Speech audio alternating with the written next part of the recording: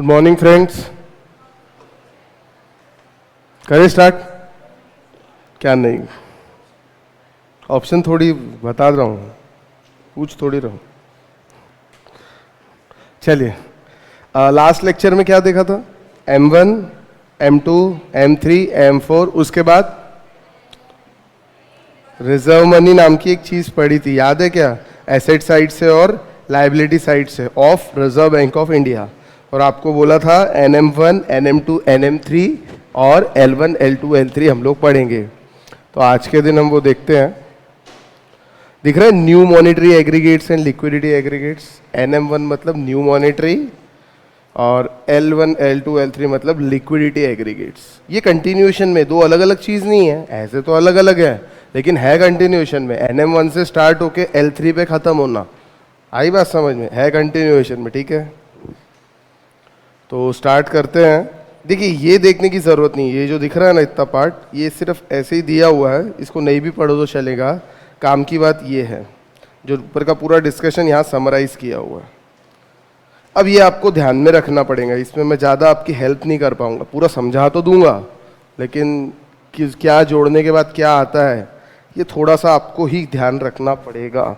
अब एग्जाम में इतना बड़ा क्वेश्चन आएगा कि हाँ आ भी सकता है, अगर 5 मार्क के लिए पूछना चाहे तो ज़रूर आ सकता है, नहीं तो फिर आपको बीच तक का भी पूछ सकता है। जैसे आपको बोलेंगे NM3 निकाल लो, ठीक है। अब NM3 कहाँ पे है? ये यहाँ पे, आगे जाने का बोलेंगे ही नहीं, ठीक है। अगर बोलेंगे L2 निकालो तो आपको पूरा कैलकुलेशन करना पड़ेगा, क्योंकि L2 निकालने के लिए NM3 लगेगा ही लगेगा। या आपको NM3 का फिगर दे देगा और बोलेगा L2 निकालो, तो भी कम के लिए हो सकता है। आई बात समझ है? That means you should be thorough with this chart. ये चार्ट हमको पूरा थरो होना चाहिए। कोशिश करते हैं, देखते क्या होता है, ठीक है। सारे टर्म सिंपल है, बस कब क्या ऐड करना ये थोड़ा सा ध्यान में रखने वाली बात है, थोड़ा सा, ज़्यादा नहीं। अब देखते कितना ध्यान में रखते हैं आप लोग। चलिए स्टार्ट करें। सबसे पहले कोई भी चीज़ शुरू होती है, हम लोग निकाल क्या रहे हैं एग्जैक्टली? ये जो हम ये सब कर रहे हैं, ये हम लिक्विडिटी एग्रीगेट्स निकाल रहे हैं, मतलब हमारे कंट्री में मनी सप्लाई निकाल रहे हैं हम लोग। इसके पहले वाले यूनिट में हमने मनी डिमांड पढ़ा था, यहाँ पे हम लोग मनी सप्लाई पढ़ रहे हैं। तो सप्लाई कैसे पता चलेंगी? स्टॉक से ही पता चलेंगी। Stock is the source of supply, कहीं तो भी पढ़ा होगा। Stock is the source of supply, supply होती कहाँ से? स्टॉक में से। तो ये जो चीज़ें हैं ना, ये हम स्टॉक निकाल रहे हैं मनी का, कि कितना स्टॉक है हमारे इकोनॉमी में। आई बात समझ में? कितनी लिक्विडिटी है ये हम निकाल रहे हैं। अब लिक्विडिटी के अलग अलग तरीके हैं ना, कैश को भी लिक्विडिटी बोलते हैं, कई बार गवर्नमेंट बॉन्ड्स को भी हम लिक्विड एसेट्स ही बोलते हैं, करंट अकाउंट सेविंग अकाउंट में जो पड़ा है उसको भी लिक्विड एसेट बोलते हैं, लेकिन सबके लेवल अलग अलग है। Cash highly liquid, current account saving account भी एक तरह से लिक्विड ही है। FD लिक्विड तो है लेकिन उसको टाइम लगेगा, उसको तोड़वाना पड़ेगा, 1-2 दिन का समय लगता है। आई बात समझ में? प्रॉपर्टी, लैंड, बिल्डिंग, ये लिक्विड है क्या? नहीं, ये तो एकदम सॉलिड है, कब बिकेगा पता नहीं, ठीक है। तो हम यहाँ पे लिक्विडिटी एग्रीगेट्स निकाल रहे हैं। अब ध्यान से देखना, तो पहले M1, M2, M3, M4 चलता था, आजकल प्रेजेंटली वो चीज़ें एग्जिस्टेंस में नहीं है, मतलब RBI वो सब इशू नहीं करता, सिर्फ ये इन पे ध्यान देता है। NM1, NM2, NM3, L1, L2, L3 जो उसके अंदर था वो इसमें भी है, जो चीज़ें उसमें थी वो इसमें भी है। यानी आप ये नहीं बोल सकते दोनों डेटा पब्लिश होंगे, या तो ये पूरा होगा या वो होगा। प्रेजेंटली ये एग्जिस्टेंस में है जो हम लोग अभी पढ़ने वाले हैं, ये वाला। अब यहाँ से पढ़ना यानी बहुत मुश्किल है, इसीलिए इसको समरी बना के यहाँ पे डाला हुआ है, तो आपको बहुत आसानी से समझ में आ जाएगा ये, ठीक है। चलिए स्टार्ट करते हैं। सबसे पहला लिखा है currency with public. Currency with public मतलब जो नोट और कॉइन जो पब्लिक के पास है, बराबर। शुरुआत तो कहीं से करनी पड़ेगी, तो पब्लिक के पास जो कॉइन है वो। इसके बाद ऐड करना है, क्या करना है? Demand deposit with banking system. Are demand deposits liquid? Yes. What is demand deposits? Current account and saving account के अंदर जो भी पैसे पड़े हैं उसको हम क्या बोलते हैं? Demand deposit. यानी पब्लिक के पैसे जो बैंक में पड़े हैं, कौन से अकाउंट्स में? Current and saving. देखो ध्यान से, बार बार बोल रहा हूँ, इंपॉर्टेंट चीज है, ठीक है। इसके बाद एक क्वेश्चन भी है जो आपको सॉल्व करना है, मैं नहीं करूंगा। इसके बाद है other deposits with RBI। Other deposits with RBI। Sir ये तो हमने पहले भी कहीं तो भी जोड़ा था, याद है क्या? ये M1 निकालने के लिए यही था क्या? हाँ यही था। Currency held by public, net demand deposits of bank और अदर डिपॉजिट्स ऑफ नहीं विथ था यहाँ पे, लेकिन यहाँ पे बच्चों नेट था, वहाँ कुछ ऐसा नेट लिखा है क्या? नहीं लिखा नहीं है। लिखा नहीं है मतलब नेट नहीं है। एक चीज ध्यान रखना, जितना लिखा है वैसा ही करने का। ये सारी जो चीजें हम पढ़ रहे हैं ना टेक्निकल चीजें हैं, ठीक है। इनकम टैक्स में जैसा लिखा रहता वैसे ही करते ना, यस और नो, दिमाग लगाते क्या अपना?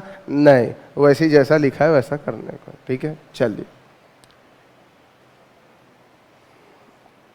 NM1 आ गया। इसके बाद ध्यान देना, short term time deposits of residents, यानी जो रेसिडेंट है इंडिया में, रेसिडेंट्स लोग हैं, पढ़ा हुआ ना, individually set to be resident in India if he satisfies at least one of the two basic condition given below income tax में, he is India for a period of 182 days or more. पढ़ा था क्या?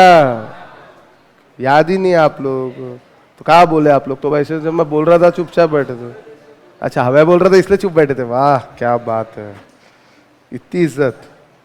अब ध्यान दो, including, काम की चीज, including and up to contractual maturity of 1 year, यानी वो FD, वो फिक्स डिपॉजिट, वो टाइम डिपॉजिट्स जो 1 साल या उससे कम पीरियड में जिनकी मैच्योरिटी पीरियड है उसको इसमें जोड़ना है। यानी शॉर्ट टर्म FD हो गया ये, सरल भाषा में बोलूं तो शॉर्ट टर्म फिक्स डिपॉजिट कितने साल वाली? 1 साल और उससे कम, इसलिए लिखा है including and up to contractual maturity of 1 year. समझ में आया कि नहीं आया? हाँ तो 1 साल वाले इसमें आ जाएंगे ना। नहीं 6 महीने के लिए FD कर सकते हैं, बिल्कुल कर सकते हैं। बैंक के अंदर जाना, सेविंग अकाउंट पे इंटरेस्ट देखना, उसमें लिखेगा 90 दिन के लिए करो तो 4%, 180 दिन के लिए करो तो 4.5%, 280 या 300 दिन के लिए करो तो 5%, ऐसा लिखा रहता है। क्यों ऐसा? आप अगर पूरा फिक्स्ड अमाउंट 180 दिन के लिए कर देते तो फर्क पड़ता है। होती है ना, क्यों नहीं होती? वाह, समझ में आया क्या क्या पढ़ रहे हैं हम? हमने निकाला सबसे पहले NM1 निकाला। NM मतलब होता है न्यू मॉनेटरी एग्रीगेट्स। कैसे निकाला? ये बेटा ये जो M1, M2, M3 पहले M4 तक पढ़ते थे ना, हाँ क्या बोल रहे हैं, वैसा है, लेकिन वो आउटडेटेड सिस्टम है। वो 1967 में स्टार्ट हुआ था M1 से लेके M4 तक।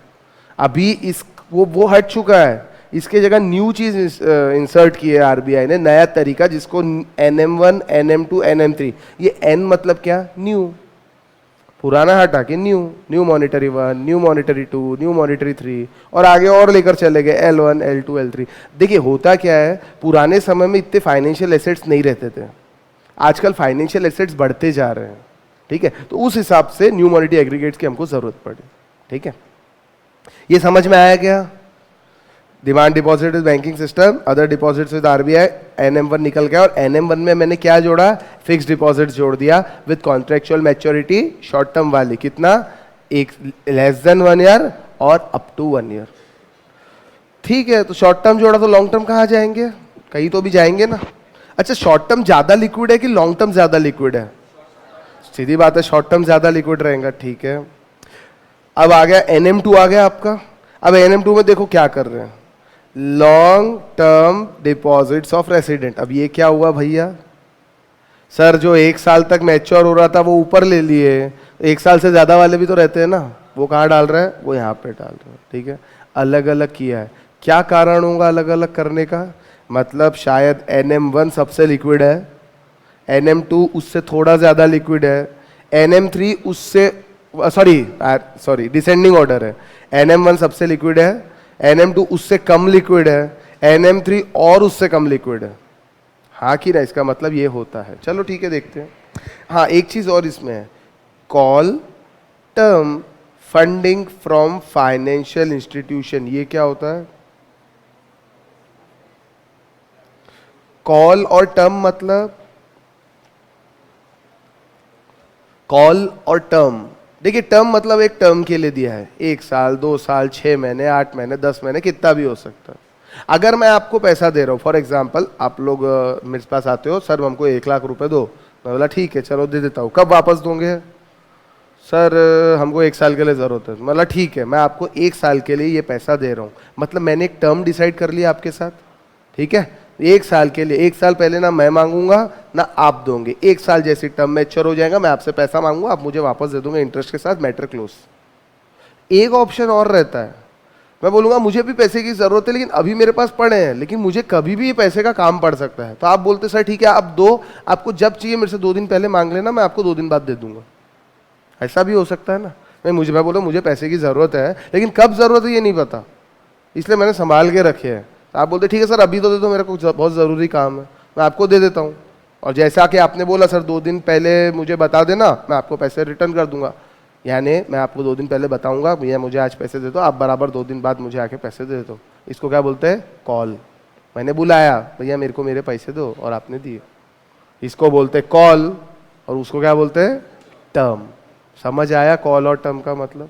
अब ध्यान से सुनना, आगे क्या लिखा है? कॉल टर्म फंडिंग हो या टर्म फंडिंग हो, फ्रॉम फाइनेंशियल इंस्टीट्यूशन। फ्रॉम मतलब ये फाइनेंशियल इंस्टीट्यूशन किसको देंगे? पब्लिक को। यानी इन लोगों ने, इन फाइनेंशियल इंस्टीट्यूशन से पब्लिक को जो कॉल फंडिंग या टर्म फंडिंग दी हुई है, फ्रॉम। आई बात समझ में? तो इसको भी हम जोड़ेंगे, मतलब ये पैसा भी तो पब्लिक के पास है ना, कॉल फंडिंग हो या टर्म फंडिंग हो, है तो पब्लिक के पास ही, यस और नो। तो ये इसको भी जोड़ेंगे तो क्या निकल के आएगा? NM3। हाँ क्या बोले बेटा? सुना नहीं। टर्म क्या? टर्म लोन भी बोल सकते इसको, ऐसा आप कह रहे हो? हाँ बोल तो सकते हो लेकिन बेटा बैंकों से नहीं।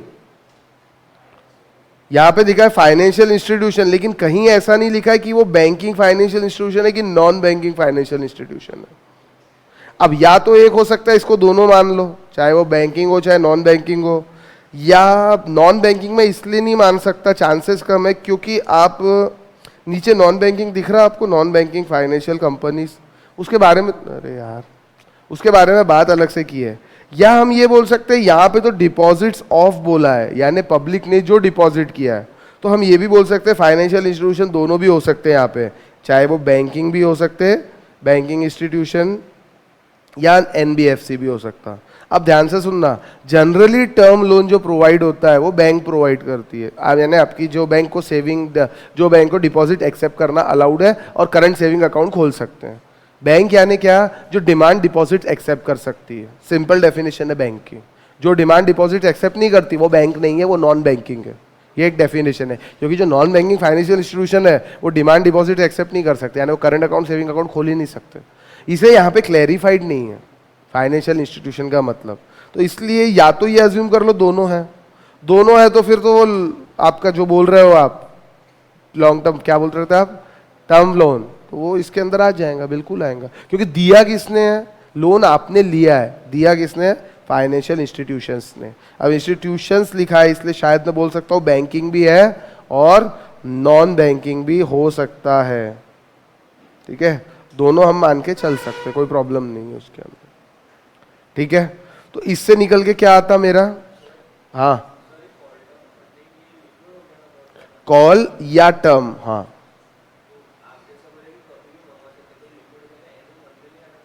कैसे लिक्विड हो गया बेटा? टर्म फंडिंग कैसे लिक्विड हुआ ये तो बताओ। तो टर्म और कॉल दोनों बोला ना मैंने। अच्छा कॉल में मैंने आपसे बुलाया और आपके जेब में पैसे नहीं रहे तो आप क्या करोगे?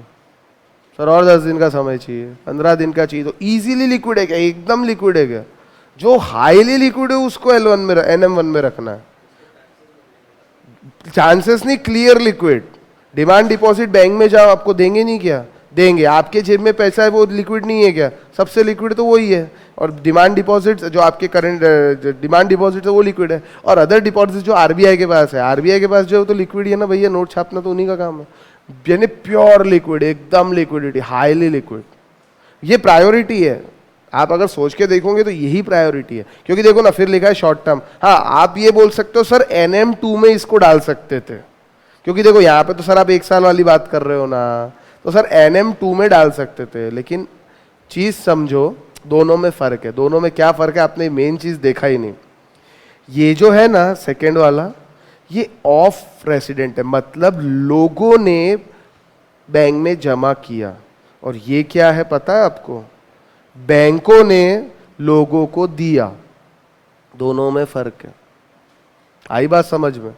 अब मुझे एक बात बताओ, ये पैसा किसका है? लोगों का पैसा है। ये तो आरबीआई के पास जो है, ये पैसा किसका है? लोगों का पैसा, मतलब मेरा पैसा है, मैं कभी भी ले सकता हूं। ये पैसा मेरा है, ये पैसा मेरा है, ये पैसा भी मेरा है। लेकिन क्या ये पैसा मेरा है? मैंने तो उधार लिया है, तो मैं इसका कुछ भी कर सकता। कभी नहीं देना है तो नहीं दूंगा क्या?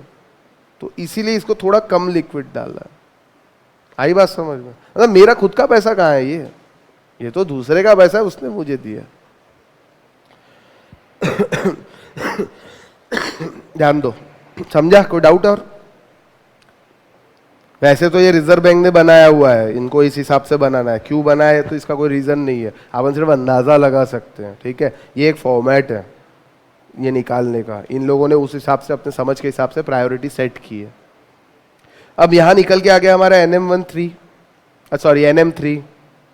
इसके बाद बस NM वाला यहाँ काम खत्म होता है। अब हम आते हैं L1, L2, L3 पे। तो L1 कैसे निकालते हैं? NM3 में कुछ तो भी ऐड करना है। यहाँ लेस वाला काम ही नहीं, सब एडिशन वाला काम है। क्या ऐड कर रहे हैं? अब आगे भैया हम पोस्ट ऑफिस पे। अभी तक तो बैंकों की बात कर रहे थे, पोस्ट ऑफिस में भी लोग पैसे रखते कि नहीं रखते? रखते हैं ना।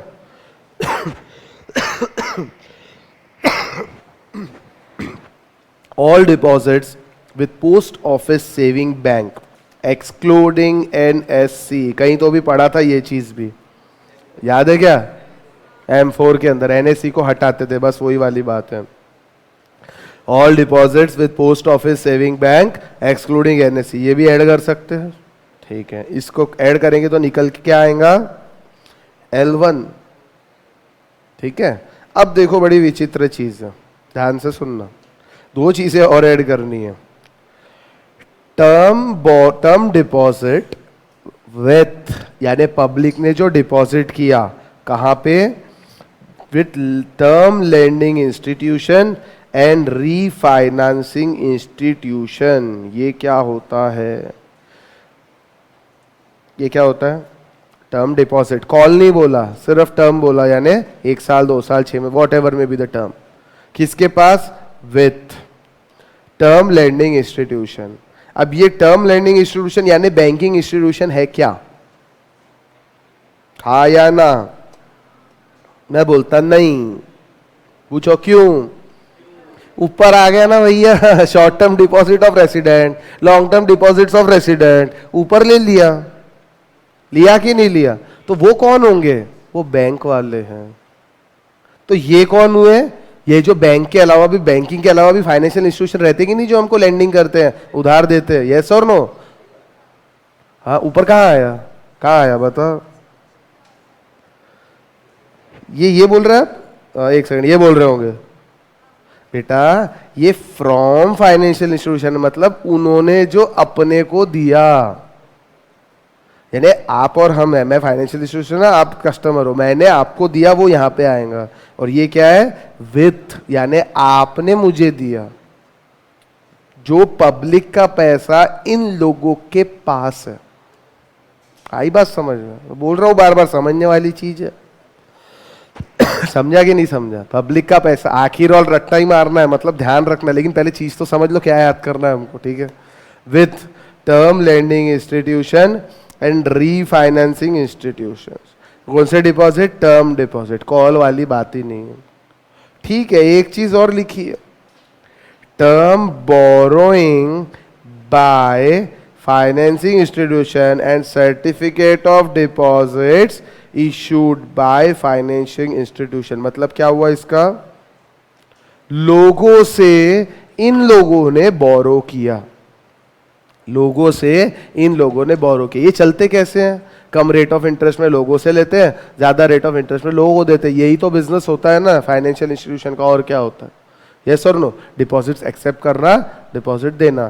तो यहां पे आ गया आपका, जो इन लोगों ने लोगों को दिया और जो पैसा लोगों ने इनके पास बोरो किया, मतलब FI से बोरो किया। Term borrowing by financial institution, इन लोगों ने लोगों से बोरो किया। अब इसमें पब्लिक वर्ड कहीं लिखा नहीं है, दिख रहा क्या? पब्लिक वर्ड कहीं दिख रहा है क्या? इसका मतलब कौन सी बोरोइंग आ गई? शायद पब्लिक से भी हो सकती है, किसी और से भी, कोई कंपनी से भी बोरोइंग हो सकती है, यस और नो। और एक चीज मिसिंग है। हाँ बताता हूँ ना, बता, वही तो बोलने वाला था, इंटरबैंक वाला मिसिंग है। यहाँ ऊपर कहीं इंटरबैंक देखा था क्या? नहीं, यहाँ तो सिर्फ रेसिडेंट रेसिडेंट था। तो इंटरबैंक वाला शायद यहाँ पे हो सकता है।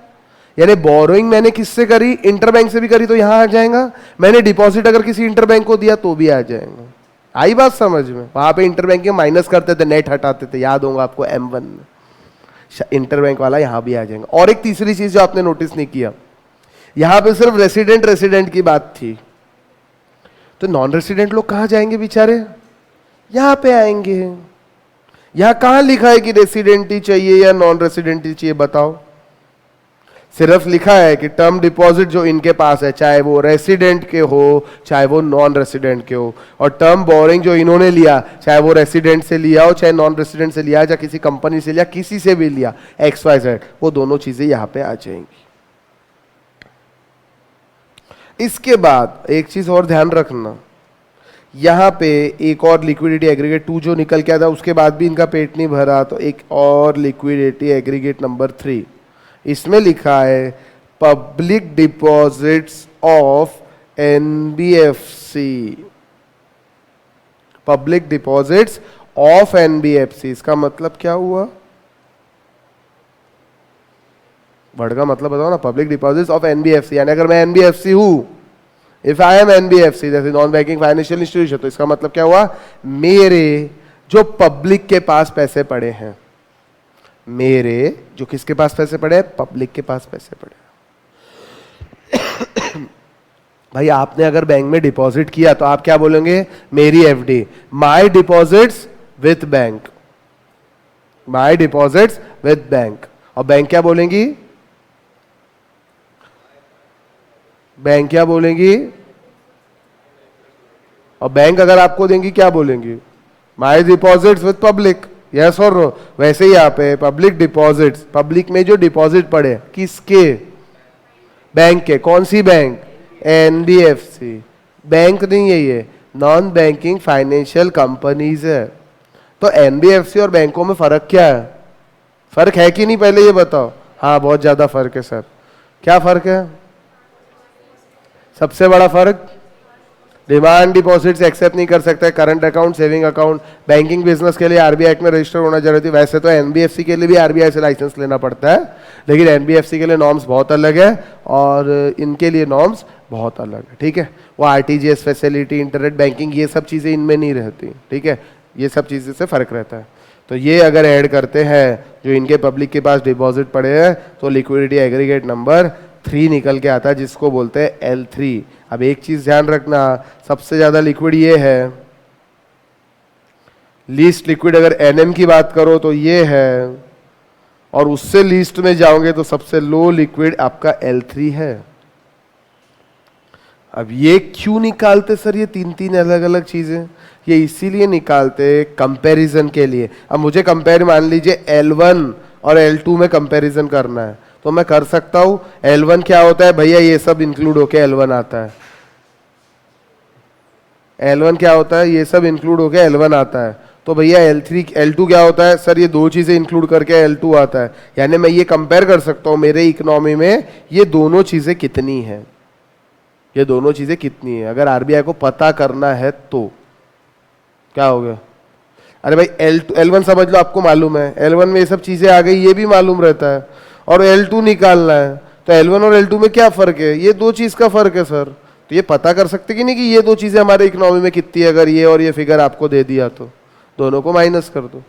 अब सर ये कैसे रहेगा? ये याद रखना पड़ेगा, ये आपको ध्यान रखना पड़ेगा। नहीं तो इसको इसमें ऐड करोगे, इसको इसमें करोगे, इसको इसमें करोगे, ऐसा मत करना, ध्यान में रखना पड़ेगा। तो एक क्वेश्चन है, एक बार उसको सॉल्व करते हैं, देख के करो। देख के इन द सेंस ये चार्ट ध्यान में रखो और वो क्वेश्चन सॉल्व करो। फिलहाल अभी एकदम से याद नहीं होने वाली ना कोई चीज। ठीक है, चलिए मैं ही कराता हूँ, आप लोग तो करोगे। ठीक है, कुछ दिया हुआ है, ध्यान दो, क्वेश्चंस के साथ समझ में आएगा। उसके बाद कोई डाउट रहेगा तो पूछ लेंगे। सबसे पहले लिखा है currency in circulation with public 7,000, यहीं से तुमको शुरुआत करनी है। इसके बाद लिखा है demand deposits of bank, other deposits of RBI, time deposits of bank, short term यानी 1 साल या उससे कम वाले, time deposits of bank long term, ठीक है, public deposits of NBFC, bankers deposits with RBI, call term funding from financial institution, total deposit for post office saving bank including NSC, और NSC का figure अलग दिया है जो हमको minus करना है, हम समझ रहे हैं, term deposit with term lending and refinancing institution, term borrowing by, certificates of deposits issued by financing institution. ये हमारे को सब डेटा दिया है, ठीक है। चलिए एक चीज और दी है, बैंकर्स डिपॉजिट विद आरबीआई। क्या बैंकर्स डिपॉजिट विद आरबीआई कहीं भी देखा क्या आपने? आपने लिखा है अदर्स डिपॉजिट्स विद आरबीआई, आपने देखा है। बैंकर्स डिपॉजिट विद आरबीआई देखा है? बैंकर्स डिपॉजिट विद आरबीआई होता क्या है? आपको रेपो रिवर्स रेपो याद नहीं क्या? बैंक वाले जो आरबीआई में डिपॉजिट करते हैं, हाँ, वो सिर्फ वही हो सकता है कि कुछ और भी हो सकता है? सीआरआर भी हो सकता है ना। सीआरआर आफ्टर ऑल है क्या?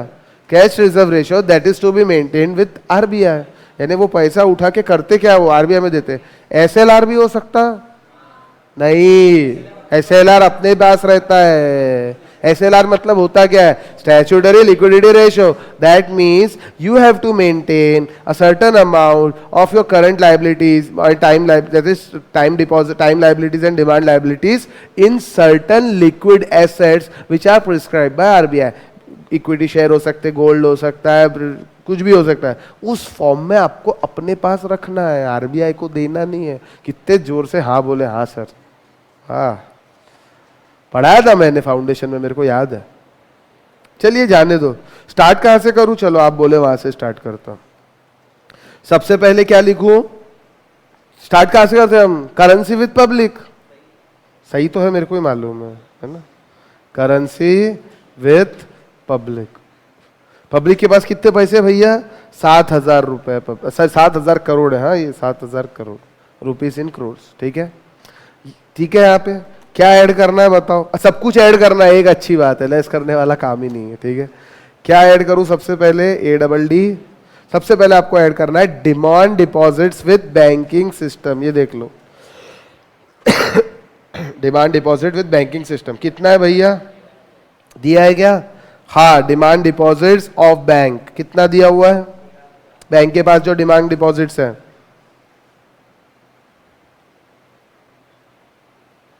13,000। उसके बाद और कुछ दिया है, अदर डिपॉजिट्स ऑफ आरबीआई 4,000। ये सब ऑफ जो दिया है ना, वो काट के विथ कर दो, वहां पे सब मिस्टेक है। Demand deposits with bank, other deposits of RBI, ने इतना समझाया था टाइपर को। ऑफ काट के विथ करो दोनों जगह, ऑफ और विथ बहुत बड़ी चीज है। इसके बाद एक चीज और ऐड करेंगे, क्या? अदर डिपॉजिट्स विथ आरबीआई कितना दिया हुआ है? 4,000। तीनों को ऐड कर दूं? हाँ, ऐड के अलावा कुछ करना नहीं है, तो निकल के क्या आएगा? NM1। हाँ, 11 और 13 24,000, ठीक है। अभी कुछ और ऐड करना है? हाँ सर, क्या ऐड करना है? इसके बाद हम करते हैं short term deposits of residents. दिया है हमको टाइम डिपॉजिट्स, कितना दिया हुआ है? कितना दिया है? 28,000। ये ऑफ है, फिर इसको बैंक कर ऑफ रेसिडेंट्स लिखना चाहिए था एक्चुअली, यहाँ पे बैंक नहीं लिखना चाहिए था, जाने दो, ठीक है। पहले लिखते हैं शॉर्ट टर्म डिपॉजिट्स,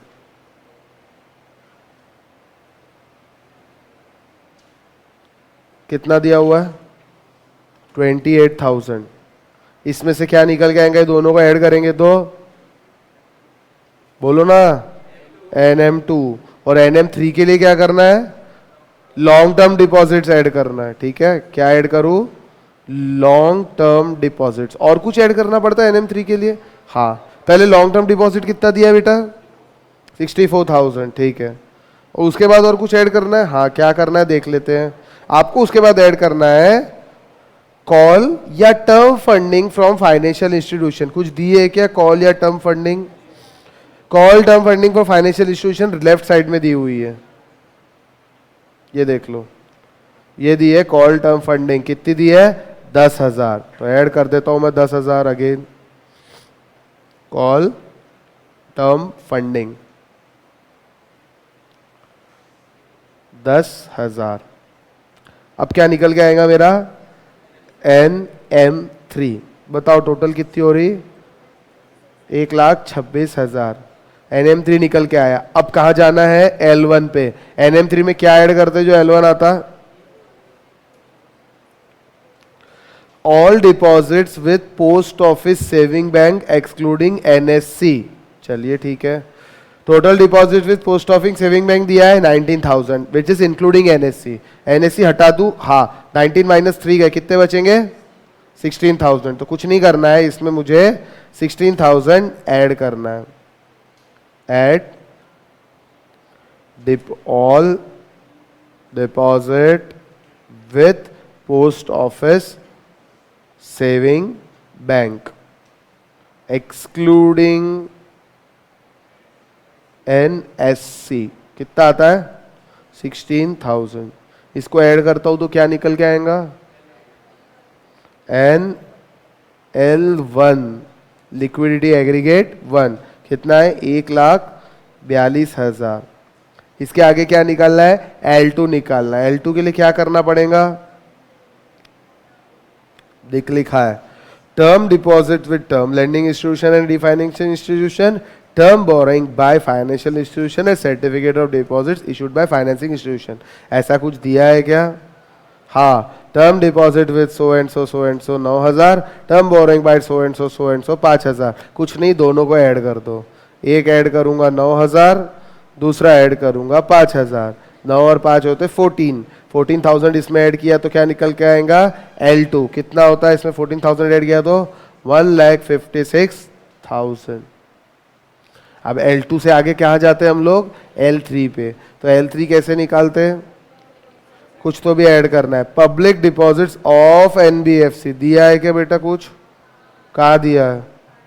हाँ, ये रहा यहाँ पे, public deposits of NBFC 12,000 side में दे दिया। चलो लिख लेते हैं अपना क्या जा रहा। इसमें क्या करो?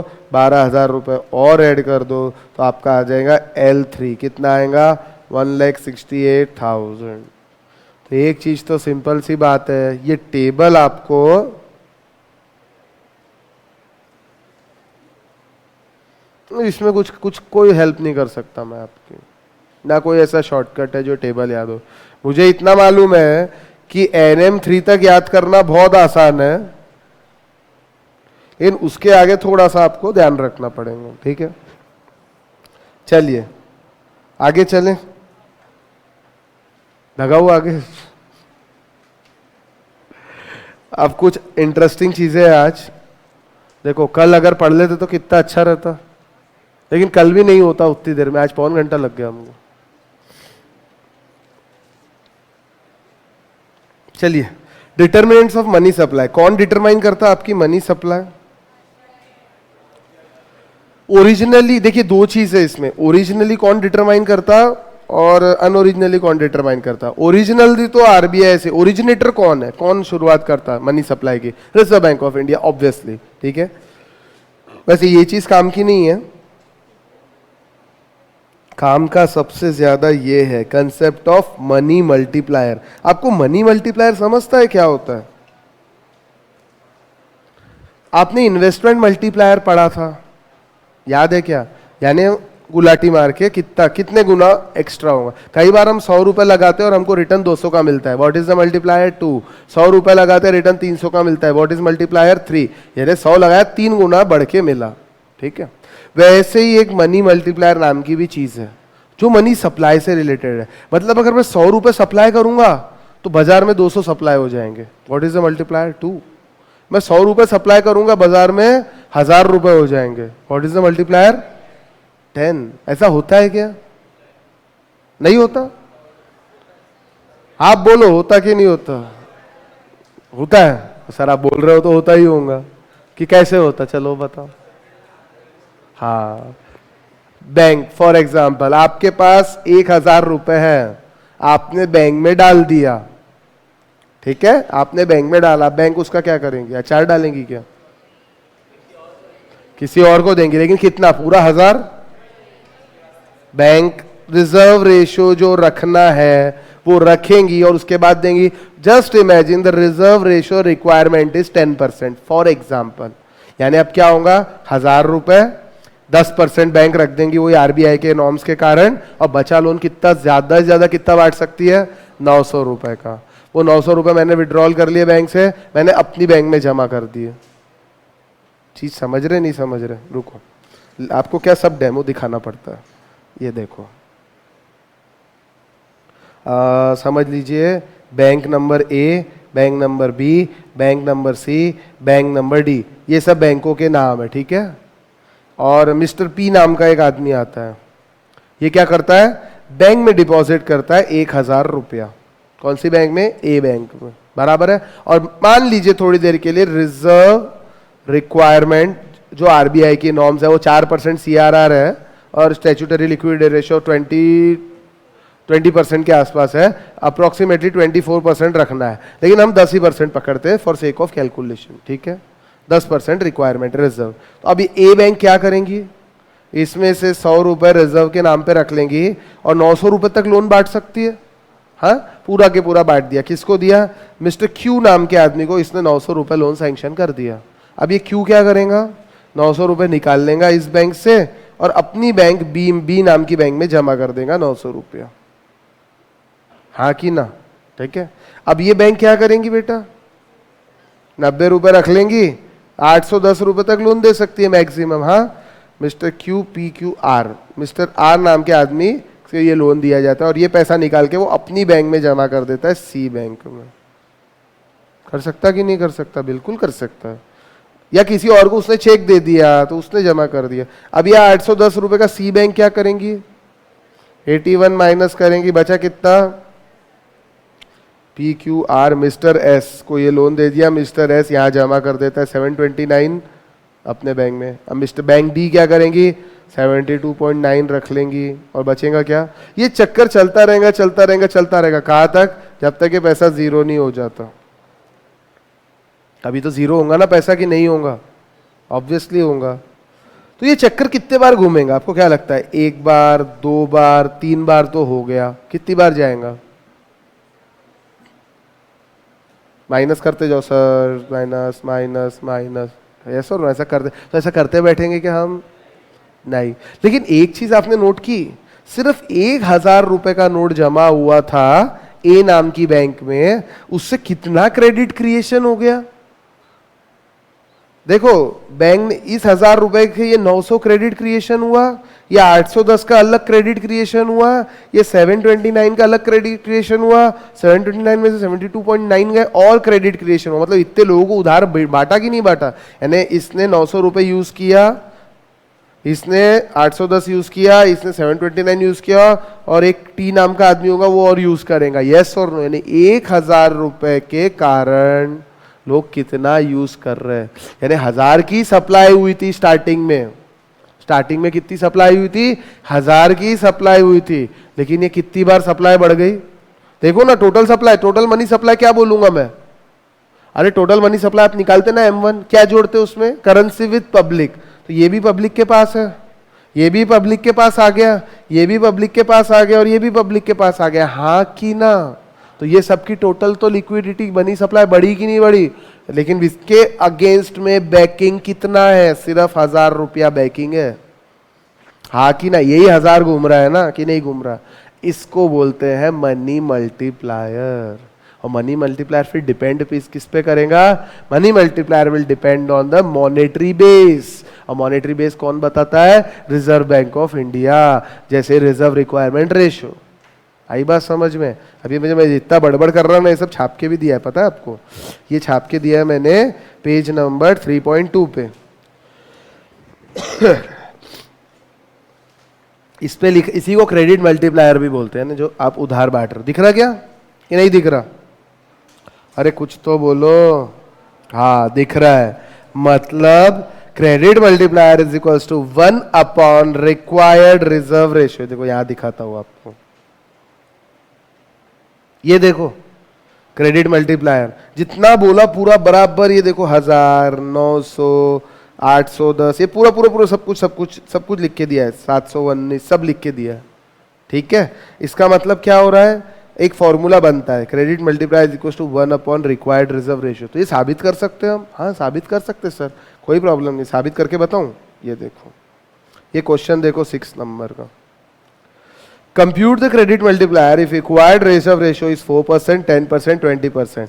अगर रिक्वायर्ड रेशियो 4% है, 10% है या 20% है तो क्रेडिट मल्टीप्लायर कितना होगा। तो credit multiplier is equal to 1 upon required reserve ratio हमने किया। तो अगर 4% रिक्वायर्ड है तो 25 टाइम्स क्रेडिट घूमेगा, 10% है तो 10 टाइम्स घूमेगा, 20% है तो 5 टाइम्स घूमेगा। मतलब कितनी गुलाटी मारेगा। तो मान लीजिए तीनों समय 1-1 लाख रुपए इकोनॉमी में है, तीनों टाइम पे 1-1 लाख रुपए अगर इकोनॉमी के अंदर है तो कितना होगा फर्स्ट केस में 25 टाइम्स, यानी मनी सप्लाई कितनी हो जाएंगी 25 लाख। रियल में 1 ही लाख रुपए है लेकिन सप्लाई कितनी मानी जाएंगी 25। इस केस में 10 टाइम्स घूमने वाला है, मतलब 1 लाख है तो कितनी सप्लाई हो जाएंगी 10 लाख, और इस केस में कितनी हो जाएंगी 5 टाइम्स है मतलब 5 लाख। बराबर है ना।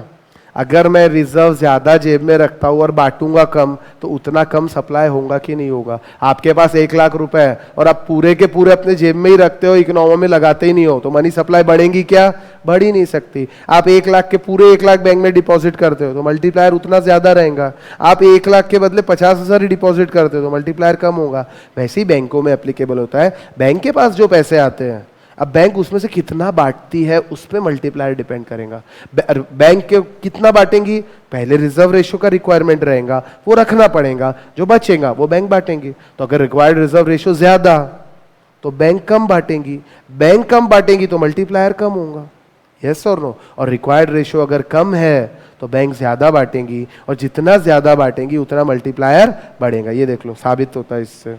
यस और नो। अरे हाँ की ना, डाउट है इसमें क्या, क्या डाउट, ना बोलेगे, अच्छा सॉरी, ऐसा नहीं बोलना, नहीं, ठीक है चलिए जाने दो अभी। अब उसके पहले हम कुछ और बात कर लेते हैं थोड़ी सी। ये तो ठीक है। What is the concept of money multiplier then. Concept of money multiplier यानी एक money supply that is M is equals to small m into mb. What is small m? Small m is the money multiplier ratio, जो ratio से money multiplier होगा। mb यानी monetary base of high powered money. High powered money का मतलब क्या होता है पता है, क्या होता है, जो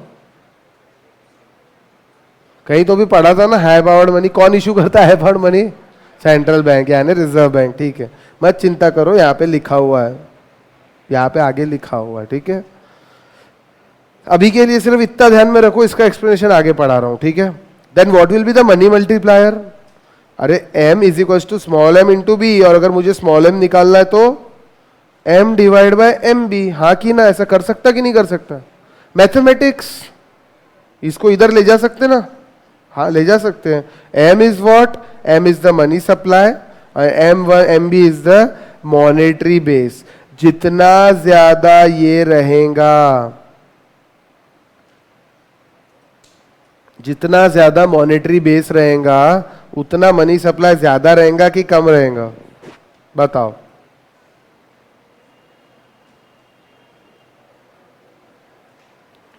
ये फॉर्मूले में मॉनेटरी बेस कहां पे है बेटा, ये क्या है मॉनेटरी बेस।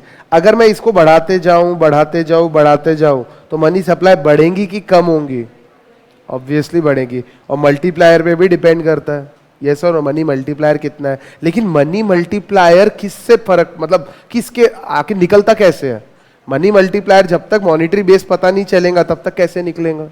ठीक है, इसे मॉनेटरी बेस क्या होता है, ऑफ हाई पावर्ड मनी। और ये हाई पावर्ड मनी कौन इशू करता है, रिजर्व बैंक ऑफ इंडिया। बोलो हाँ, अभी आने का मॉनेटरी बेस पे आने का हूँ, 1 मिनट। ये यहाँ पे मॉनेटरी बेस मतलब हाई पावर्ड मनी, ये यहाँ पे दिया हुआ सब कुछ उसके बारे में, ये देखिए अभी आ रहा हूँ उसके ऊपर, पढ़ाया नहीं है, चिंता मत करो। मॉनिटरी बेस क्या होता है वो अभी बताऊंगा, अभी बताया नहीं है। मॉनिटरी बेस मतलब हाई पावर्ड मनी होता है, और हाई पावर्ड मनी मतलब क्या होता है, वो मनी जो आरबीआई इशू करता है। फिर भी क्या, तो अभी आगे देखेंगे, ठीक है, बताता हूँ, शांति रखो थोड़ी सी। चलिए आगे देखते, पहले थोड़ा बता ही देता आगे का। ये मनी मल्टीप्लायर अप्रोच नहीं क्या एक आदमी ने बताया था, वो आदमी का नाम है मिल्टन फ्राइडमैन और अन्ना स्कवर्ट्स। 1963 में ये लोगों ने बताया था, ठीक है। इन्होंने बोला था भैया 3 फैक्टर की बात करते हैं जिसपे मनी सप्लाई डिपेंड करता है। 3 चीजों पे मनी सप्लाई डिपेंड करता है। कौन सी 3 चीजें सर वो? तो वो 3 चीजें है, पहला stock of high powered money, जिसको हम मॉनिटरी बेस भी बोलते हैं। लेकिन ये कौन कौन बताता है हाई पावर्ड मनी?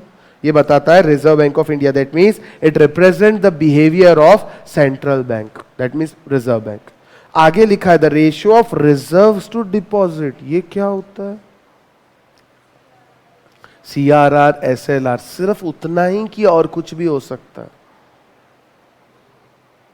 एक बात बताओ मुझे, मान लीजिए 25% रिक्वायर्ड रेशियो का रिक्वायरमेंट है, बैंक के पास टोटल ऑफ टाइम, आपको पता है सीआरआर और एसएलआर क्या होता है? पहले ये बताओ। Net time liabilities plus demand liabilities, DL. Time liability मतलब क्या होता है बेटा? एफडी वगैरह। और डिमांड लायबिलिटी यानी करंट अकाउंट, सेविंग अकाउंट में जो पैसा पड़, इनकी जो टोटल रहती है ना, उसका 4% सीआरआर रखना पड़ता है, और अप्रोक्सीमेटली 20.5 चल रहा है शायद, ये एसएलआर रखना पड़ता है, ठीक है। ये भी आने वाला है हमारे। टोटल हो गया समझ लीजिए 24.5%। मैं रफली 25% बोलता हूं, बराबर है, मानते हैं? यानी बैंक में अगर 100 करोड़ रुपए का ये है फंड्स, तो 25 करोड़ तो उसमें से ये लोगों को अलग रखना पड़ेगा। यानी ज्यादा से ज्यादा लोन कितना बांट सकते हैं? लेकिन पूरा 75 बैंक बांटती है क्या? क्यों? डे टू डे ऑपरेशन के लिए कुछ पैसे लगेंगे कि नहीं लगेंगे? कोई आ गया मांगने कभी भी तो देना पड़ेगा, ठीक है। तो bank day to day operation के लिए कुछ पैसे रखेंगे। और जरूरी सब अच्छे कस्टमर बैंक को मिल जाएंगे कि किसी को भी लोन बांट देंगे, जो आ रहा नीरव मोदी जैसा उसको देखे जा रहा है? नहीं, ऐसा नहीं होता। बैंक पूरा देखती है, डॉक्यूमेंटेशन सब प्रॉपर करने के बाद लोन देती है, ठीक है। तो क्या लगता है आपको 75 में से कितना बांटेंगे? शायद 15 करोड़ रुपए तक रख लेंगे कोई ना कोई डे टू डे ऑपरेशन के, और 60 करोड़ तक मैक्सिमम बांटेंगे। अब हुआ क्या? टोटल रिजर्व्स कितने अवेलेबल थे? 100, और बांटा कितना? लेकिन रिजर्व रिक्वायरमेंट तो 25 ही थी ना, तो अभी 15 कुशन फॉर्म के लिए, सेफर साइड के लिए बैंक रखेंगी कि नहीं रखेंगी? अब ये डिपेंड करेगा मैनेजर टू मैनेजर। कोई मैनेजर एकदम बिंदास रहेगा तो वो और ज्यादा बांट देगा, कोई मैनेजर ज्यादा ही रिस्क अवर्स रहेगा तो थोड़ा कम बांटेगा। ये डिपेंड करता है बैंक मैनेजर टू मैनेजर, ठीक है। अब ध्यान से सुनना आगे। रिजर्व्स टू डिपॉजिट्स, ये अलग चीज है। This represent the behaviour of commercial bank. मतलब कि किसके हाथ में है रिजर्व कितना रखना और डिपॉजिट कितना बांटना? किसके हाथ में है? ये कमर्शियल बैंक के हाथ में है ना, सीधी सी बात है। और लास्ट है ratio of currency to deposit. मतलब क्या? मेरे जेब में कितनी करेंसी है और उसमें से मैं बैंक में कितना डिपॉजिट करना चाहता हूं। ये होता है ratio of currency to deposits. तो ये किसका बिहेवियर है? मेरी मर्जी। ये किसका बिहेवियर हुआ? पब्लिक का। तो मुझे बताओ, क्या ये तीनों चीजों पे मनी सप्लाई डिपेंड करती है कि नहीं करती है? जितना ज्यादा हाई पावर्ड मनी उतनी ज्यादा मनी सप्लाई, जितना ज्यादा रिजर्व टू डिपॉजिट उतनी, जितना ज्यादा करेंसी टू डिपॉजिट उतनी कम की ज्यादा। अच्छा, ये तो मानते ना ज्यादा रहेगा, हाँ, और बाकी क्या रहेगा? बी वाला इनवर्सली रिलेटेड है कि डायरेक्टली रिलेटेड है? चलो बताता हूं, ठीक है, रुको, पहले सेंट्रल बैंक को पढ़ लेते, ठीक है। अब एक एक खाओ, सब एक साथ मत खाओ। सीधी बात है, डिनोमिनेटर जितना ज्यादा रहेगा उतना ये रेशो कम होगा, और न्यूमरेटर जितना ज्यादा रहेगा उतना ये रेशो बढ़ेगा, ठीक है। अब न्यूमरेटर में क्या लिखा है? ईआर। ईआर मतलब रिजर्व, डी मतलब डिपॉजिट्स, जो डिनोमिनेटर में लिखा है। अब सोचना चालू कर दो, मैथ्स मेरे से अच्छा आपको आता है, ठीक है, चलो जाने दो, पहले बिहेवियर पढ़ते, शांति रखो, सब लिख के दिया है, चिंता की बात ही नहीं है, सब छाप के दिया है। The behavior of central bank which controls the issue of currency is reflected in supply of nominal high powered money. High powered money मतलब यही issue of currency होता है। अब ध्यान से सुनना, money stock is determined by money multiplier and the monetary base which is controlled by monetary authority. तो monetary base क्या हुआ? It is the stock of high powered money. High powered money यानी जो आरबीआई नोट छाप के लोगों में बांटता है, इसको हाई पावर्ड मनी बोलते हैं, और इसके स्टॉक को बोलते हैं मॉनेटरी बेस। कितना छापा हुआ है, तो मॉनेटरी बेस कितना है, उसमें मल्टीप्लायर का तड़का लगाएंगे तो क्या निकल के आएगा? Money supply. जितना मॉनेटरी बेस है उतनी सप्लाई रहती क्या? नहीं, वो तो मल्टीप्लाई होती है, अभी हमने देखा था, जैसे सिस्टम में आती है मल्टीप्लाई होती है, इसको बोलते हैं मल्टीप्लायर इफेक्ट। तो टोटल एम आएगा आपका मनी सप्लाई। चलिए ठीक है। If the behavior of public and commercial bank remains unchanged, यानी पब्लिक और कमर्शियल बैंक कोई है ही नहीं या उनका बिहेवियर सेम है, ऐसा हम मानेंगे, over the time the total supply of nominal money in the economy will very directly with the supply of nominal high powered money issue by central bank. इन्होंने बोला, ये तीन इकोनॉमिस्ट ने, ये दो इकोनॉमिस्ट ने, कि तीन चीजों पे मनी सप्लाई डिपेंड करती है, behaviour of central bank, behaviour of public as well as behaviour of commercial bank. तो मैं अगर दो चीजों को कांस्टेंट रखता हूं, कौन सी दो चीजों को? पब्लिक को और कमर्शियल बैंक को, इन दोनों को कांस्टेंट रख दिया, तो फिर किसके बिहेवियर पे मनी सप्लाई डिपेंड करेगा? सिर्फ और सिर्फ आरबीआई के, सेंट्रल बैंक के। तो सीधी बात है, जैसे जैसे हाई पावर्ड मनी बढ़ेंगी वैसे वैसे मनी सप्लाई भी बढ़ेगा, और हाई पावर्ड मनी अगर आरबीआई कम करेगा तो मनी सप्लाई कम होगा। समझ आया क्या? यानी कौन सा रिलेशन है दोनों के बीच में? डायरेक्ट। ये तो आपने भी बोला था, ठीक है। अब आगे बताओ भैया, तो मानता हूं आगे क्या लिखा है? Behaviour of commercial bank. पहले थोड़ा यहां देख लो, ये बी पॉइंट, इसको एक बार अच्छे से पढ़ लो। क्या लिखा है? The ratio of reserve to deposit. Ratio of reserve to deposit, इसका मतलब क्या हुआ? अगर मैं बोलूं दिस रेशियो इज 1:1, मतलब क्या होगा? क्या बोले? डिपॉजिट्स पूरा रिटेन करेंगे। और अगर मैं बोलूं, हाँ 1:1 ही बोलता हूं, तो क्या आपका कहना है कि डिपॉजिट्स पूरा डिपॉजिट्स दे देंगे? पूरा रिजर्व अपने पास रखेंगे, डिपॉजिट नहीं बांटेंगे? कि जितना रिजर्व रखेंगे उतना डिपॉजिट बांटेंगे? Mathematics confused? सोचो, पहले सोच के रख लो आपके हिसाब से क्या होता है। एकदम से वो तो बहुत सिंपल है, पढ़ोगे तो समझ में आ ही जाएगा, लेकिन पहले अपन तो सोचो क्या लिखा है, क्या लिखा है, अपन तो सोचो क्या लिखा है। देखो हम पढ़ क्या रहे हैं, मनी सप्लाई किस चीज पे डिपेंड करती है। पहले तो हमने देखा आरबीआई पे डिपेंड करती है, ये तो मालूम है। सेकंड हम पढ़ रहे बेटा कि बिहेवियर ऑफ कमर्शियल बैंक, यानी मेरा बिहेवियर। अब मेरा बिहेवियर क्या है कि मैं, जो मुझे पास पैसे आते हैं उसका कितना पैसा मैं रिजर्व में रखता हूं या अपने पास रखता हूं, चाहे वो स्टैट्यूटरीली रिक्वायर्ड हो या ना हो।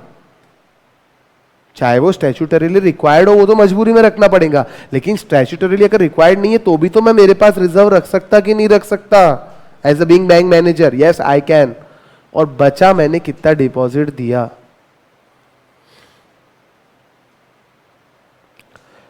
66% अगर मैंने डिपॉजिट बांटा है और 33% रिजर्व बांटा है, तो रेशो क्या हो गया?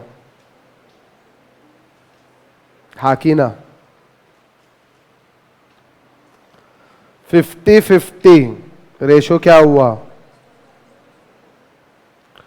66-33।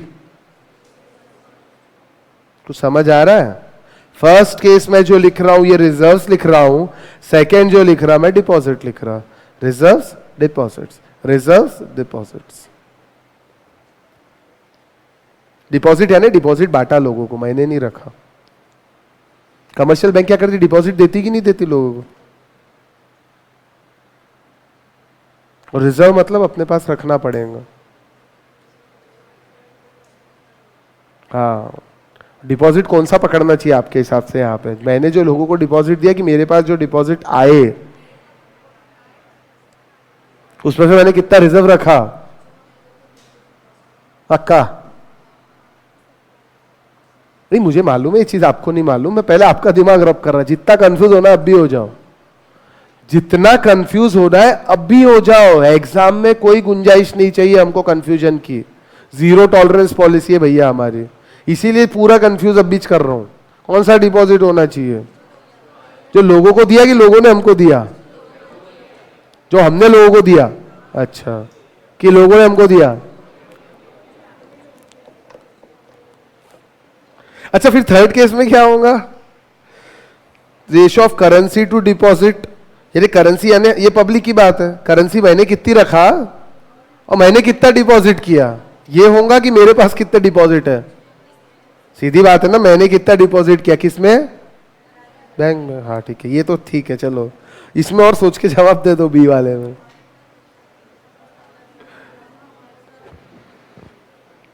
नहीं, हो जाओ, जितना कंफ्यूज होना है अब भी हो जाओ। कुछ लोग तो देखो मुंडी डाल के सो गए। क्या सर, क्या कंफ्यूज कर रहे, समझ ही नहीं आ रहा। अरे जागो भैया, जागो, उठो उठो, नींद आ रही? ध्यान दो, सो जाओ, वापस सो जाओ। कोई बात नहीं, बाद में फ्रेंड से समझ लेना, नहीं समझे तो मेरे से पूछ लेना, ठीक है। सबसे ज्यादा फोन पता है बाद में मुझे इसी चीज के लिए याद है, जैसे एग्जाम नजदीक आती है ना, स्टूडेंट के फोन शुरू हो जाते हैं, रोज के 10-15 कॉल रहते हैं रोज। कोई व्हाट्सएप भेजता है, कोई फोन करता है, सर ये आपने क्या बताया था सर, याद ही नहीं आ रहा। ठीक है भैया, कोई बात नहीं, इसीलिए आपको कंफ्यूज कर रहा हूं, जितना कंफ्यूज कर, क्योंकि we also learn from experience ना। स्टूडेंट क्या डाउट पूछता है, कहाँ कंफ्यूज होता है, ये भी मेरे को भी एक्सपीरियंस आता है, उसके बाद में फिर उस हिसाब से क्लास में टैकल करता हूँ चीजों को। चलिए, हो गए कंफ्यूज पूरा? ओके, और होना बाकी है। अच्छा, ये तो समझ गया ना हाई पावर्ड मनी वाला सेंट्रल बैंक का बिहेवियर, कि इसमें भी शक है? नहीं सर, इसमें कोई शक नहीं है, जो नोट वो छाप रहे हैं वो हाई पावर्ड मनी का स्टॉक है जो मार्केट में सप्लाई कर रहे हैं, और वही मॉनिटरी बेस है। कोई रिजर्व रिक्वायरमेंट आरबीआई के लिए नहीं रहता, जितना छापा वो बांट देते, सिंपल। चलिए ठीक। देखो इतना सारा है कमर्शियल बैंक का, इतना बड़ा है, आप जितना समझ रहे हैं ना, इसके अलावा और भी है इतना सब, नहीं इतना आसान नहीं है। चलिए एक एक चीज पढ़ते हैं, ठीक है, सारे डाउट्स, और साइमल्टेनियसली हम यहाँ पे भी आएंगे, इस पॉइंट पे भी आएंगे, ठीक है, साइमल्टेनियसली। अब ध्यान दो please. The behaviour of commercial bank in the economy is reflected in the ratio of their cash reserve to deposit known as reserve ratio. हाँ, ये तो हमको भी मालूम है सर, ठीक है। आगे आगे आपके सारे डाउट्स क्लियर होते जाएंगे। If the required reserve ratio on demand deposit increases while all other variable remain same, more reserves would be needed. This implies that bank must contract their loans, causing a decline in deposits and hence the money supply. कुछ समझ आया कि कुछ भी नहीं आया? नहीं sir, थोड़ा सा तो भी आया है, लेकिन कुछ अभी भी काफी कुछ आना बाकी है, ठीक है ना। फिर से पढ़ेंगे जब तक समझ नहीं आएगा, फिर से पढ़ रहा हूं। हाँ, if the required reserve ratio on what? Demand deposits. क्या होता है रिक्वायर्ड रेशियो हमारा? ये CRR SLR, किस पे? जो हमारे डिपॉजिट्स आते हैं उस पे। अगर ये रेशियो बढ़ जाएगा, पहले मान लीजिए 20% था, अब 30% हो गया, यानी मुझे अगर 100 करोड़ के डिपॉजिट आते हैं और रिक्वायर्ड रिजर्व रेशियो पहले 20 था, अब 30 हो गया। समझो चीज, समझो, पहले 20 था यानी मैं 80 बांट सकता था, बराबर है, 80 का लोन दे सकता था। अब क्या हो गया? बढ़ गया, 30 रखना है रिजर्व में और 70 का लोन देना है। Obviously money supply second case में कम हो जाएंगी, फर्स्ट केस में ज्यादा रहेंगी, हाँ कि ना? ठीक है, चलो, यानी अगर रेशियो बढ़ रहा है, रिक्वायर्ड रेशो अगर बढ़ रहा है, पहले 20 था अब 30 हुआ, 20 में मनी सप्लाई ज्यादा थी, 30 में मनी सप्लाई कम हो गई, हाँ कि ना? If the required reserve ratio increases money supply decreases. कोई कंफ्यूजन, कोई शक माय लॉर्ड? नहीं, हाँ है क्या अभी भी? तो बता दो। नहीं है, ठीक है, अब यहां तक शांत बैठो। आगे आगे कुछ और बोला है, ठीक है, ध्यान से सुनना। This implies that bank must contract their loans. अब पहले 20% रखना था, अभी आपको 30% रखना है, तो लोन ज्यादा बांटोगे कि कम बांटोगे? कम बांटेंगे, यानी आपको अपने लोन कॉन्ट्रैक्ट करने पड़ेंगे। लोन कौन से? मेरे लोन नहीं, जो मैंने लोगों को लोन दिया। आया क्या समझ में? मैं कौन? मैं बैंक। लोग कौन? आप। मैंने आपको लोन दिया तो मुझे कम करना पड़ेगा कि नहीं? पहले मेरे पास 100 रुपए थे, 20% रिजर्व रिक्वायरमेंट थी, तो मैं आप में 80 बांटता था। अब मेरे पास 100 रुपए है और 30% रिजर्व रिक्वायरमेंट है, तो मैं आप में कितने बांट रहा हूं?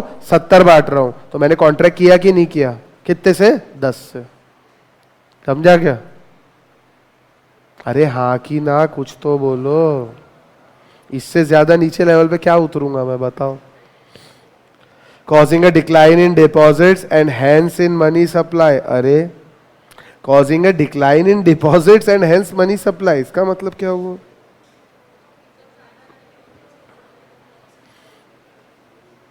causing a decline in deposits मतलब मैं जो लोगों को बांट रहा हूं वो कम हुई, ठीक है, और मनी सप्लाई अपने आप कम हो गई, वो तो समझे जैसी बात है। चलिए ठीक है, और आगे अभी भी कोई ऐसा हम कंक्लूजन पे नहीं पहुंचे हैं, आगे और चलते हैं। थर्ड पॉइंट पढ़े। If the required reserve ratio falls, मतलब क्या हुआ? पहले 30% रखना था, अभी 20 ही रखना है, तो अब आगे की कहानी बताओ क्या होगा? Money supply will increase, expand. पहले कॉन्ट्रैक्ट होता था, अभी एक्सपांड, लोन ज्यादा बांटेंगे। सर सिंपल सी बात है, वही लिखा हुआ है। There will be greater expansion of deposits because the same level of reserve can now support more deposit and money supply will increase। यानी यहाँ पे डिपॉजिट का मतलब क्या होता है? जो बैंकों में है कि जो बैंकों ने लोगों को दिया? यानी आप लोग सही बोल रहे थे क्या? हाँ, तो जितना कंफ्यूज मैंने करना था कर लिया। अच्छा, आप लोग हिले नहीं, गुड। चलिए ठीक है, तो समझ आया क्या? अभी क्लियर है क्या? ये एग्जाम में कंफ्यूज होंगे क्या? नहीं, हाँ? अरे यार ऐसा मत बोलो यार, तो यार ऐसे तो फिर डर लगता है मेरे को। चलिए जाने दो। इन एक्चुअल प्रैक्टिस, अब एक्चुअल प्रैक्टिस में होता क्या है? ये तो अभी तक अपन ने थियोरेटिकल बात करी है, ध्यान से सुनना। अब एक्चुअल में होता क्या है? प्लीज एक्चुअल मेरी तरफ, एक्चुअल में क्या होता है? ये जितना रिजर्व रिक्वायरमेंट है अपन उतने ही पैसे रखते क्या बराबर, और बाकी बांट देते क्या? ना, हम उससे ज्यादा रखते हैं। तो ज्यादा यानी हर बैंक अलग अलग रखेंगी कि नहीं रखेंगी? यहां तक कि हर बैंक की ब्रांच में भी अलग अलग रहेगा। कोई मैनेजर कुछ सोचेगा, कोई मैनेजर कुछ सोचेगा। मैनेजर तो इंसान है ना, आफ्टर ऑल कितना बांटना है डिपेंड किस पे करता है? मैनेजर के ऊपर। और तो और किसी बैंक की ब्रांच के अंदर अच्छे कस्टमर ही नहीं मिल रहे, तो क्या करेंगे? किसी को भी बांट देंगे क्या? नहीं, पड़े रहेगा। डिपेंड करता कि नहीं करता? Yes, it depends on many other factor. वो एक्चुअल प्रैक्टिस के अंदर वो पूरी कहानी लिखी हुई है, देख लो।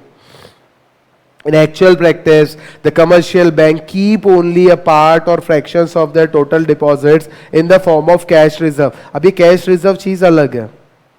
कैश रिजर्व यानी रिक्वायर्ड रिजर्व रेशो नहीं है, रिक्वायर्ड तो रखना ही पड़ेगा, उसके अलावा भी और कुछ कैश होल्ड करके रखना पड़ेगा। फॉर एग्जाम्पल मान लीजिए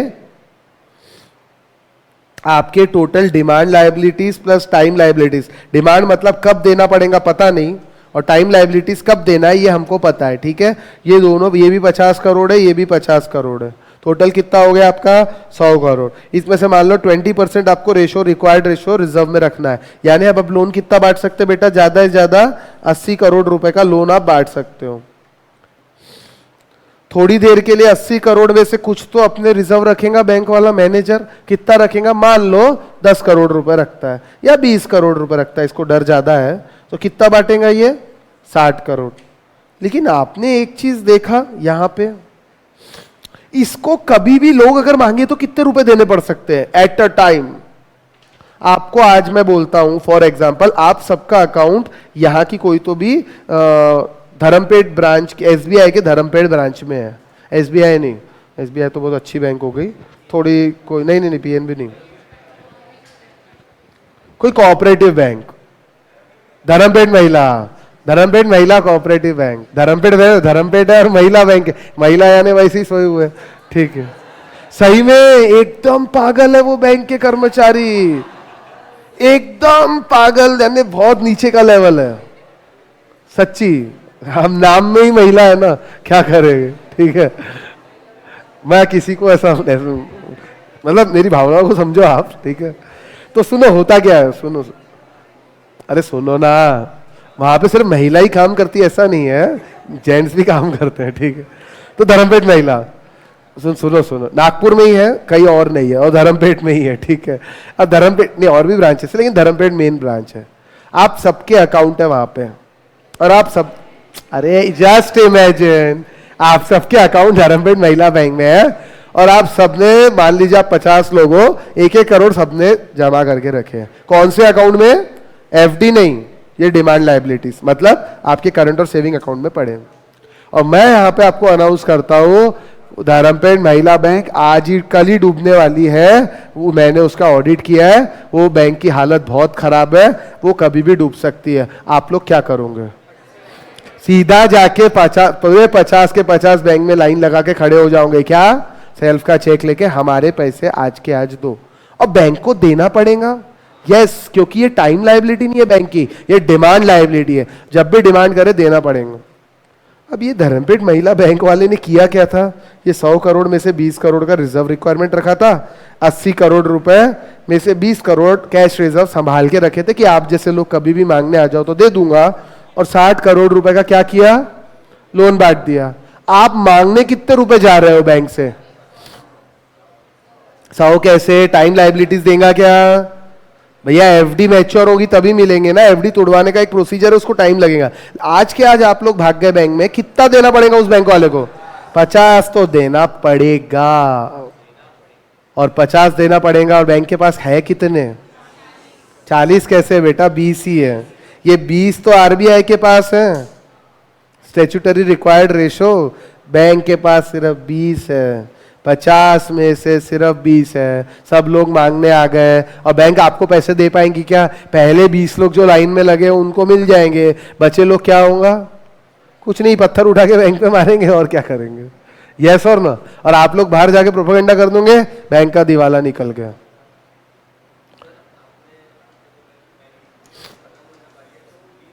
हाँ यूज कर सकते, लेकिन वो यूज बिना आरबीआई की परमिशन के यूज कर सकते क्या? और बैंक को सपना आ रहा था कि मैं कुछ बोलने वाला हूँ लोगों को, और एक साथ में सारे लोग अपने डिमांड डिपॉजिट वापस लेने आ जाएंगे। ऐसा प्रैक्टिकली होता है क्या? नहीं होता है। लेकिन चलो, आप में से 50 लोगों में से 10 ही लोगों ने मेरी बात मानी, या 15 लोगों ने मेरी बात मानी, बाकी बोले नहीं सर फालतू बात कर रहा है, ऐसा नहीं होता। तो कुछ लोग तो मेरी बात मानेंगे ना, तो कुछ लोग वहां जाके पैसा लेंगे, तो कुछ तो बैंक को रिजर्व रखना पड़ेगा कि नहीं? तो ये कौन डिसाइड करता कितना रिजर्व रखना?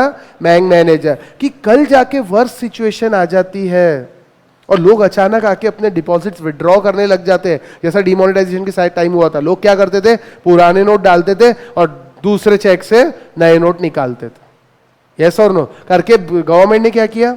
7,000 से ज्यादा विड्रॉल नहीं कर सकते, उसके बाद उस लिमिट को बढ़ा के 24,000 कर दिया, उसके बाद नो लिमिट कर दिया। क्यों? नहीं तो बैंक मैनेजर तो पागल हो जाएंगे बेचारा, लोग अगर विड्रॉ एक हाथ से डाल रहे एक हाथ से निकाल रहे तो पैसे कहाँ बचेंगे उसके पास, और वो भी पुराने डाल रहे और नए निकाल रहे। यस और no? It is not possible. अब यहां देखो ध्यान से, ये 20 करोड़ इसने बेचारे ने, धर्मपेट महिला वाले ने कुछ रिजर्व रखा। ये क्यों रखा? क्योंकि कभी भी कोई भी अनसर्टेनिटी आ सकती है, इसलिए कुछ पैसा तो फ्री रिजर्व्स में रखना पड़ेगा कि नहीं रखना पड़ेगा? यस, रखना पड़ेगा। तो ये आपकी जितनी डिमांड लायबिलिटी बराबर उतना रिजर्व में रखते रहेंगे क्या हमेशा? नहीं, कुछ प्रपोर्शन। क्योंकि देखिए डिमांड लायबिलिटीज रोज चेंज होती है, रोज लोग सेविंग अकाउंट में, करंट अकाउंट में पैसा डालते भी है, रोज लोग निकालते भी है। तो इसीलिए मैनेजर को ये दिखता है रोज मेरे पास कितना आता है और कितना जाता है। लोग डालते भी है और निकालते भी है ना, तो इसीलिए वो उस हिसाब से जितना उसको ठीक लगेगा उतना रिजर्व रखेगा। तो कम रखेगा कि ज्यादा रखेगा? ऑब्वियसली कम रखेगा। 50 करोड़ है तो मान लीजिए 10% अगर उसके दिमाग में कि मुझे कभी भी कुशन के फॉर्म में रहना चाहिए, तो क्या करेगा? 5 करोड़ रुपए अलग से सेफ रखेगा। इस मैनेजर ने 20 करोड़ रुपए रख दिया। कभी भी टाइम लायबिलिटी वाले भी आ सकते हैं, मुझे एफडी तोड़ना है, तोड़ सकते कि नहीं तोड़ सकते? हाँ तोड़ सकते, लेकिन कुछ चार्जेस रखते हैं और इमीडिएटली नहीं मिलता, वो 1-2 दिन के टाइम में आपको पैसा देंगे। यानी बैंक मैनेजर के पास 1-2 दिन का टाइम मिल जाता है उसको पैसा अरेंज करने के लिए। हाँ, और पूरी बैंक डूब जाती है तो आप ये SLR डिप कर सकते हो, अपनी सिक्योरिटी बेच सकते हो, वो सब चीजें अलग है, उसकी बात हम अभी नहीं करेंगे। ये समझ में आया?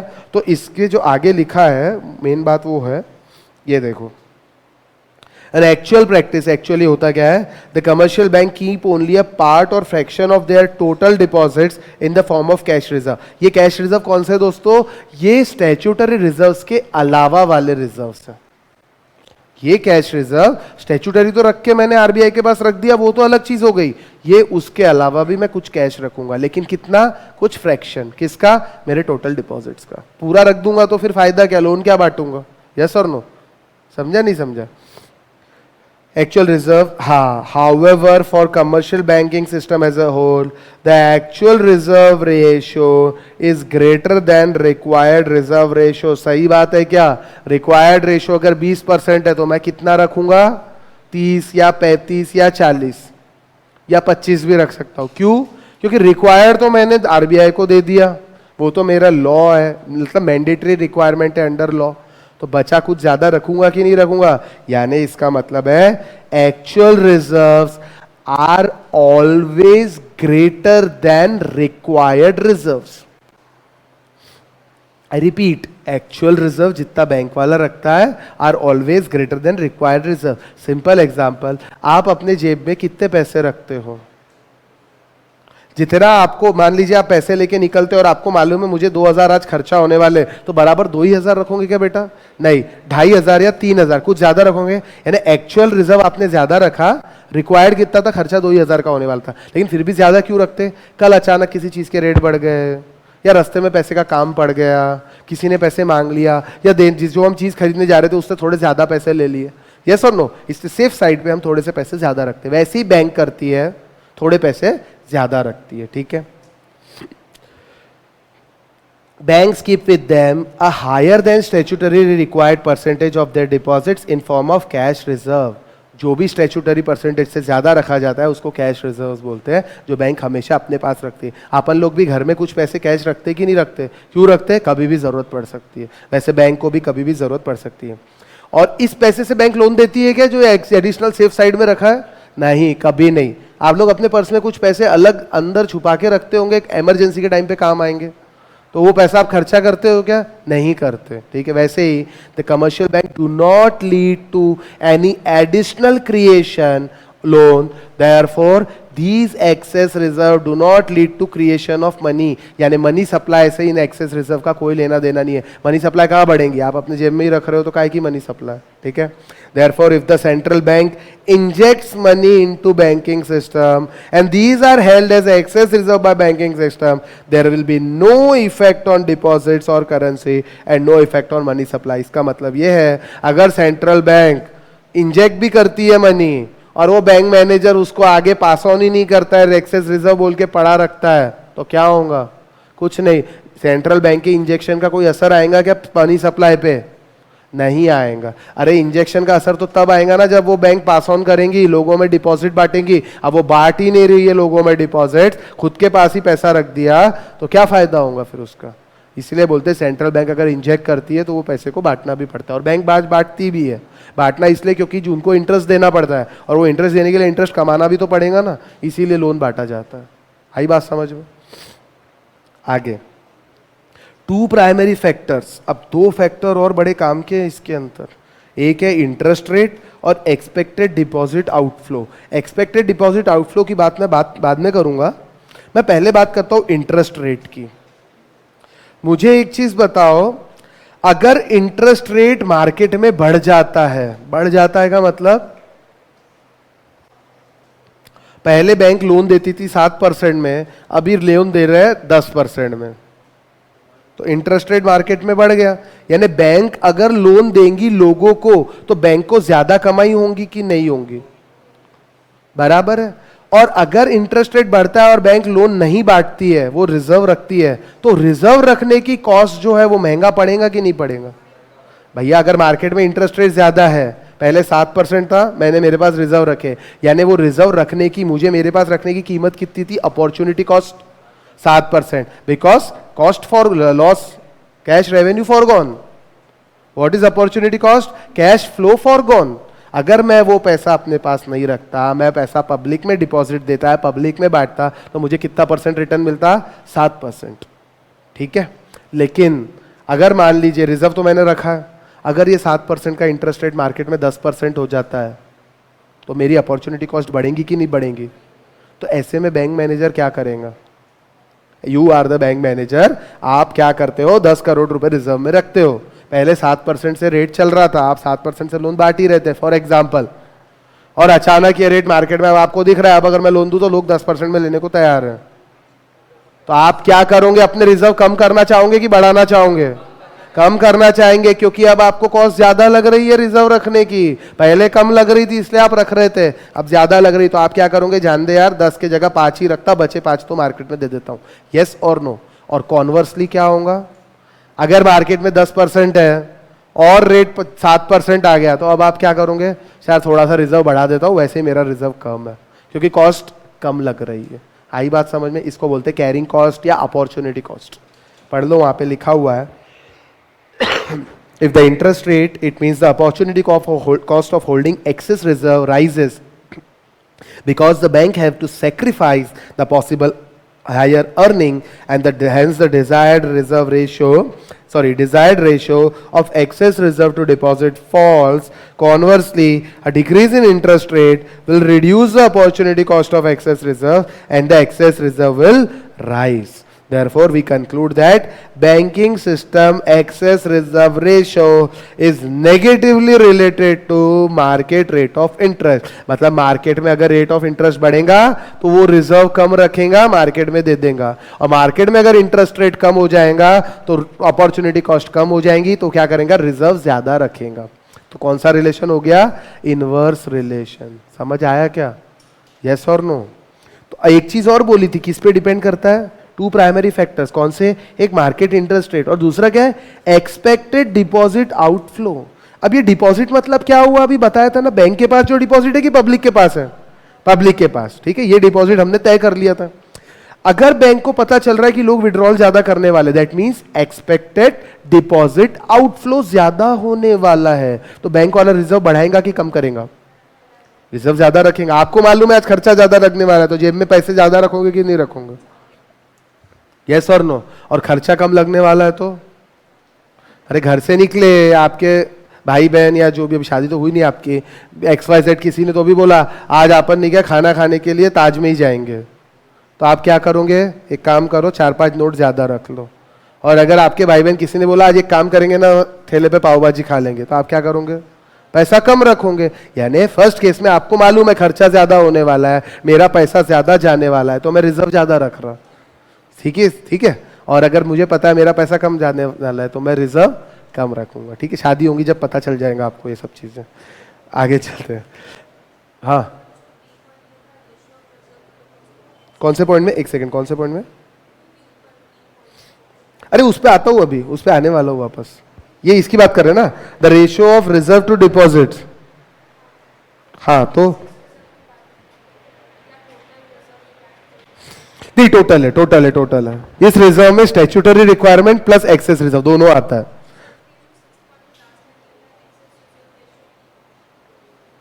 हाँ,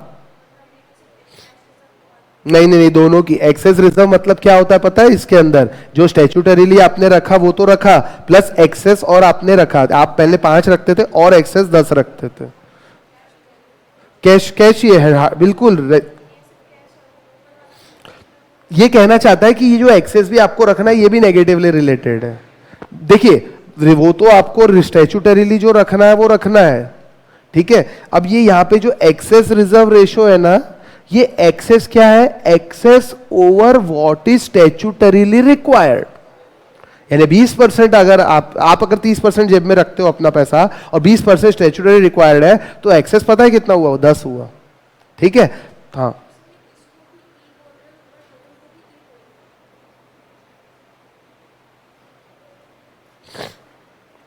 the ratio of reserve to deposits, इस रेशियो को हम ई बोल रहे हैं, और जो रेशियो ऑफ रिजर्व है इसको हम ई आर बोल रहे हैं, टोटल को, और इसको डी बोल रहे हैं। सुनो ना, टोटल रेशियो, टोटल रिजर्व्स को हम ई आर बोल रहे हैं और इसको डी बोल रहे हैं।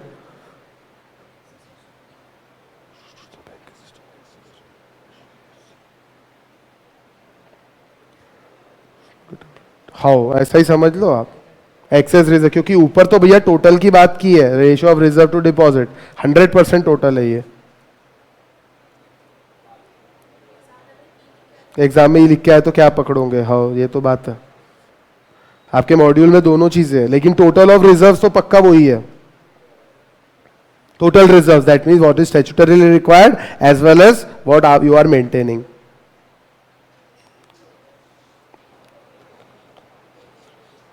इज नेगेटिवली रिलेटेड, बात तो सही है आपकी मॉड्यूल में, लेकिन यही लिखा हुआ है दोनों जगह।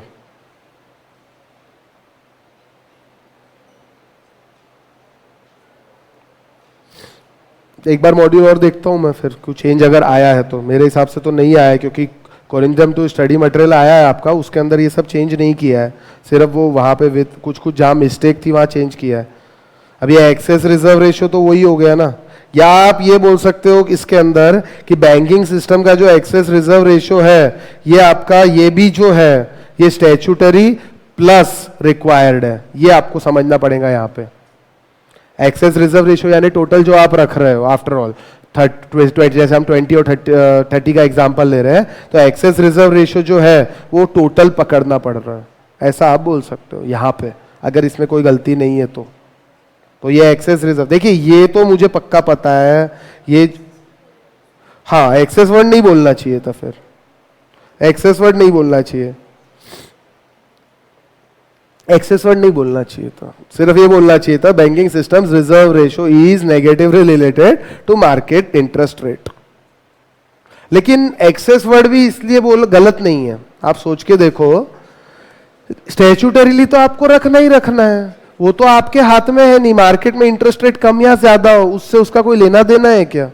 नहीं, लेना देना तो जो आप स्टैट्यूटरी के ऊपर रखते हो उसका लेना देना है, इसीलिए ये बोला है। ऐसा कहना चाहिए कि ये जो ई है इसको हटा दो, ऐसा बोल सकते हैं, यानी excess reserve ratio is negatively related to market interest rate, ऐसा बोल सकते हैं। ये ई यहां पे गलत है, ई हटा देना चाहिए, ये आप बोल सकते हो। यस, हाँ काट दो, सही है ना।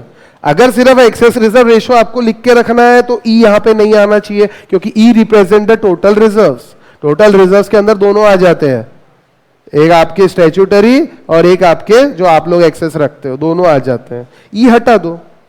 लेकिन अगर टोटल भी बात करें तो भैया ई भी नेगेटिवली रिलेटेड ही होगा ना। आप अगर ये भी देखो, ई भी नेगेटिवली रिलेटेड होगा। आप ये बोल सकते हैं excess reserve ratio and E is negatively related to market, ये भी बोल सकते हो। एक काम करो, ई मत काटो, एक्सेस रिजर्व रेशियो कॉमा, अरे काट दिया तो वापस लिख भी दो ना, उसमें क्या है, एक्सेस रिजर्व रेशियो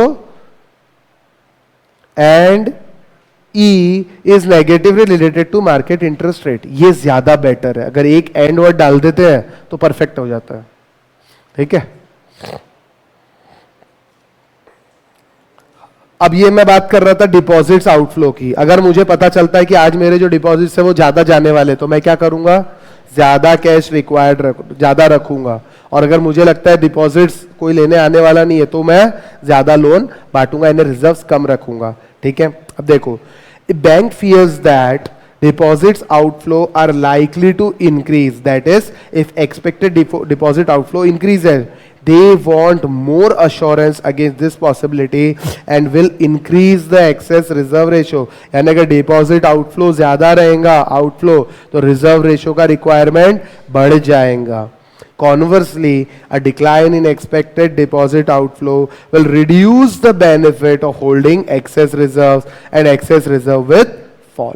अगर मुझे पता है आज खर्चा ही नहीं लगने वाला तो मैं जेब में ज्यादा पैसे क्यों रखूं, और अगर मुझे पता है आज ज्यादा पैसे जाने वाले तो ही मैं जेब में ज्यादा पैसे रखूंगा. ठीक है, समझ आया? ये था बिहेवियर ऑफ कमर्शियल बैंक.